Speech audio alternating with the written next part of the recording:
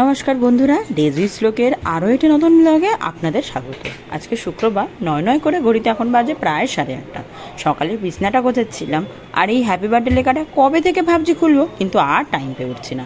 অবশেষে আজকের খুললাম। কাল রাত্রে ঝড় বৃষ্টি হচ্ছিল বলে শ্লোক তাড়াতাড়ি ঘুমিয়ে গেছে, তাই আজ সকাল সকাল উঠেছে, তাই ওকে ঘুম পাড়িয়ে দিয়ে নিচে যাচ্ছিলাম। এটা কিন্তু দুপুরের ঘটনা। শ্লোক কিন্তু দুপুরে কিছুতেই ঘুমাতে চাচ্ছিল না আজকে। ওর বাবা কত গান করছে, এটা গল্প বলছে, ওটা করে ওকে ঘুমাচ্ছিল। ঘুমে চোখ জুড়ে আছে, ঘুমা না, এদিকেই দুষ্টুমি করেই যাচ্ছে। কিন্তু খুব একটা কিছু ব্লগ করিনি। এখন মোটামুটি 4টে বাজে। শ্লোক ঘরে ঘুমাচ্ছে, যেন ঘরে কথাই বলিনি। প্রচুর গোছগাছ বাকি, প্রচুর টুকটাক কাজ বাকি, কিন্তু করতে পারছি না, শুধু ও ঘুমাচ্ছে বলে। ও উঠলে ওকে মাঠে পাঠিয়ে আজকের অনেকগুলো কাজ সারতে হবে। আজকের বাড়ি যাব, অ্যানির বিয়ে যেদিন, আমার দিদির বিয়েও সেদিন। তা মা দিদিকে আইবুড়ো ভাত দেবে, দিদি মানে আমার যার তো দিদি, তো সেই জন্য যাব একটু। রবিবার আইবুড়ো ভাত দেবে, রবিবার রাতেই এবার চলে আসবো। সেইগুলো একটু আছে, টুকটাক আছে। কালকের ঘর সাজাবার জন্য অনেক কিছু প্ল্যান করে গেছি, যে এটা কিনবো, ওটা কিনবো, সেটা কিনবো। কিচ্ছু হয়নি, টুকটাক যেটুকু কিনেছি সেটা দিয়ে আজকে আমি সাজাবো। আমাদের এটা ছিল পুরানো রান্নাঘর, মেন কথা, সেইটা নিচে চলে গেছে শিফট করার পর। এই জায়গাটা এখন আমি শ্লোকের পাপার কাজের জায়গা করে দিয়েছি, মানে শ্লোকের পাপার নিজেই এখানে শিফট হয়েছে, আমি কিছু বলিনি। এই জায়গাটা একটু ডেকোরেশন করা অনেক দিন থেকে ইচ্ছা করব। এই একদম মেসি হয়ে আছে, এটা গুছবো। রাস্তার ধারে বাড়ি হওয়ার আমার একটা মেন সমস্যা, সারাদিন ধুলো। সারাদিন পরিষ্কার করি, সারাদিন ঝাড় দিই, ধুলো আর যায় না। সবসময় তো মোছা সম্ভব নয়, তাই মাঝে মধ্যে যখন টাইম পাই একটু আধটু মুছি। কালকের আমি এই ফুল 5 ফুটের তো বলেছে, দেখি।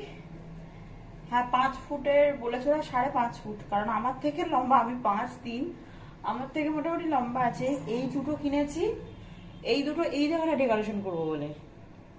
শ্লোকের পাপা সেই যে ঘুম পাড়িয়ে গেছে, শ্লোক কিন্তু এখনো ঘুমাচ্ছে, ওঠেনি। এই বুদ্ধা মূর্তিটা না সরাবো, যথেষ্ট ভারী, আর শ্লোক এখন এগুলোতে হাত পায়। কালকের এই ছোট্ট ছোট্ট দুটো গাছও আমি কিনেছি, এই গাছগুলো আমার খুব ভালো লাগে।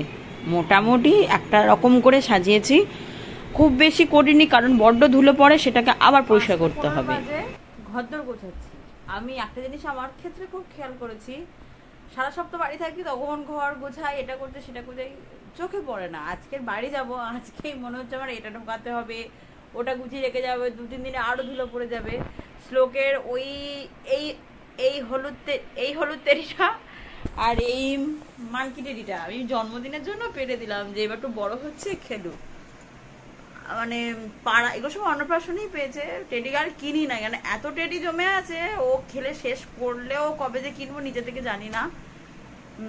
এইগুলো পেরে দিলাম যে খেলুক, ওর কোনো হিসেবে ইন্টারেস্ট নেই, ও কোনো দিন দেখি না টেডি ফেডিগুলো নিয়ে খেলতে, তাই জন্য তুলে দিচ্ছি। যখন বড় হবে, যদি ওর ইন্টারেস্ট জাগে, হ্যাঁ বাবা এগুলো নিয়ে খেলতে হবে, তখনই পেরে দেবো। কালকের বড়বাজার থেকে এই শাড়িটা নিয়েছি, কখন পরবো সেটা জানি না, কিন্তু নিয়েছি। আর এই শাড়িটা নিয়েছি, এটা বিয়েতে পরবো একদম কনফার্ম। অ্যানি অনেকক্ষণ আগেই শ্লোককে নিয়ে মাঠে চলে এসেছে, আমি একেবারে রেডি হয়ে এসছি, তাই একটু দেরি হয়ে গেল। মোটামুটি সন্ধে হতে যায় প্রায়। কদিন পর আর টিকিট পাবি না হাঁটার জন্য, কটা দিন। তারপরে ওখান থেকে যাব একটা পুজো বাড়ি। আজ যেহেতু অক্ষয় তৃতীয়া, শ্লোকের বন্ধু নয়, শ্লোকের পাপার একটা বন্ধুর বাড়ি যাব। ওখান থেকে এসে ডাইরেক্ট বাড়ি চলে যাব।